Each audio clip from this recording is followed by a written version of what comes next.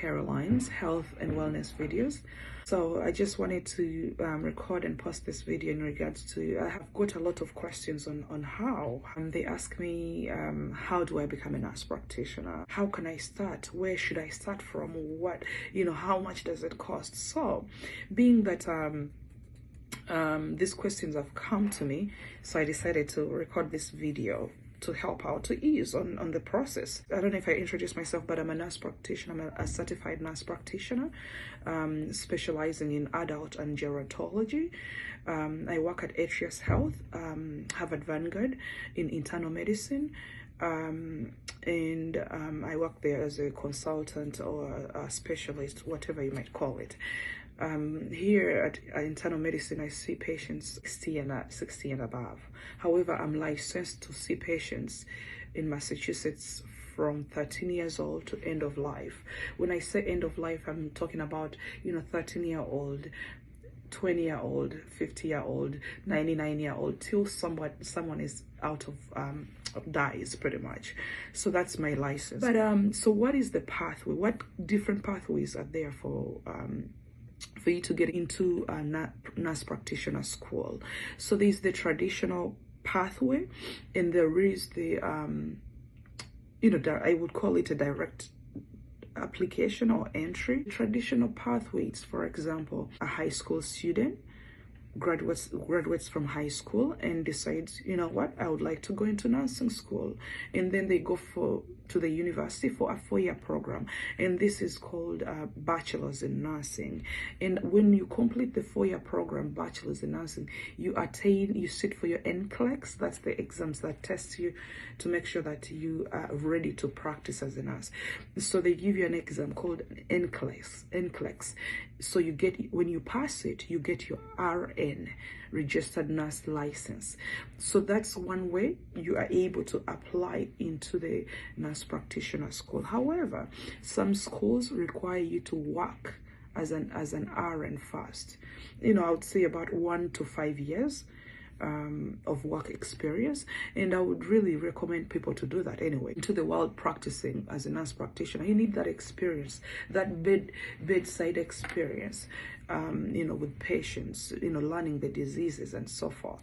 Because as a nurse practitioner, you're going to be diagnosing patients, so you need that little bit of experience. So that's one pathway. So when you finish getting your 4-year, which is the BSN, you get your RN, and then you work for maybe a year or so, 1 to 5 years. I would say, you're ready to apply for the nurse practitioner school. The other way, these people that, of course, have got, their LPNs, and then they've had their RNs. There's people that are not coming straight from high school. They're coming from maybe Uganda, different countries, Haiti, Cambodia, Nigeria. So with such people, as long as you've had your experience, you can either go back and finish your BSN. So for example, if you've been an RN, which is a 2-year, an associate, with that one you can go to school for another year or so to get your BSN. And with that, if you've been an RN, the 2-year program, you don't need to sit for an exam to get another license of an RN now, because that license, but at least you have the education as a BSN or a BSN RN, let me call it that way. So we have people that have been practicing in Uganda and in different countries. They've been practicing as nurses, and they come to this country, and they would like to practice as an RN or as a nurse in the United States. In that, there's different schools that offer, it's called a welcome back program. Different schools call it differently. Nurses that have been nurses practicing in different countries, you go in there maybe 3 months or so, do an exam, study, and then do an exam, and then you're able to sit for the NCLEX and getting your RN, and then you start practicing. And then, so after that, you are ready to apply to nurse practitioner program. So with that being said, you get you look up different programs that you want to apply for. There are so many out there. There's so many. There's an online program, which I did. There is the traditional school. So there's a lot.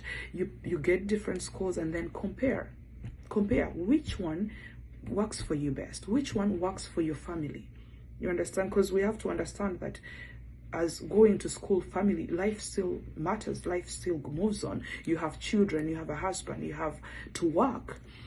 So you have to look and compare what best fits you as a person. The other way of getting into the nursing and the NP school, which I spoke about, the direct, these are people that are coming from different sectors of life, being teachers, being, you know, they have a different degrees in something different than nursing or healthcare. So with that one, you can apply to there's a lot of programs. Most programs are associated with hospitals. You apply to that program, they are crazily intense. They are very intense, but a lot of people that go into those programs finish very well. You just have to be able to allocate your time well. Allocate your time well, because they need you. Because in that program, you have to remember that this person is coming from a teaching sector and IT, so they don't have a BSN, they don't have an RN license. So you're coming from a different, totally no nursing, no healthcare. So this program is going to take about 2 to 2.5 years. So you're putting a lot of stuff. You're putting the, you know, for you getting your license, you're putting for you, you know, the BSN in that little time. So that's another way of getting your nursing your master's degree in nursing, which is called the nurse practitioner. There's also other things of, you know, choosing specialty that you take or track that you take. These the ones that I know that I'm aware of. So there's the FNP, which is called the family nurse practitioner. So that if that track starts from birth, which is called 0 years, birth to end of life. So you're taking care of pregnant women, you're taking care of their, you know, babies till pretty much death. You understand? So then there is another track called adult and gerontology, which I am. I see patients from 13 years old to end of life. And then there is the one that they call acute primary care NP. You can be either an adult in gerontology, or you can be an FNP.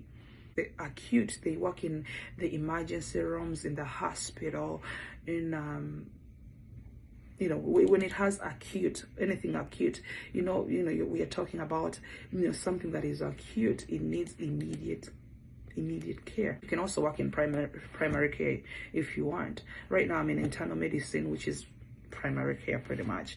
I see patients in primary care. I think that's all I had to share today.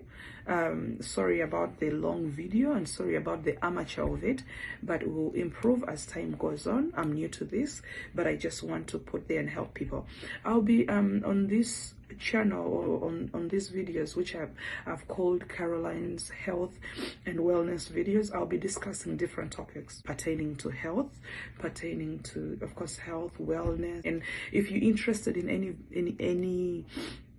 any topics, what do you want to know, what, you know, what I've learned working as a nurse practitioner. As a matter of fact, I want to tell you, I started out as a nursing assistant. So if you need to discuss about things nursing assistant wise, please go ahead and comment and let me know what we should talk about. I hope this video helps you as you make a decision to get into the healthcare sector or into nursing practitioner school. All right, stay blessed, stay healthy.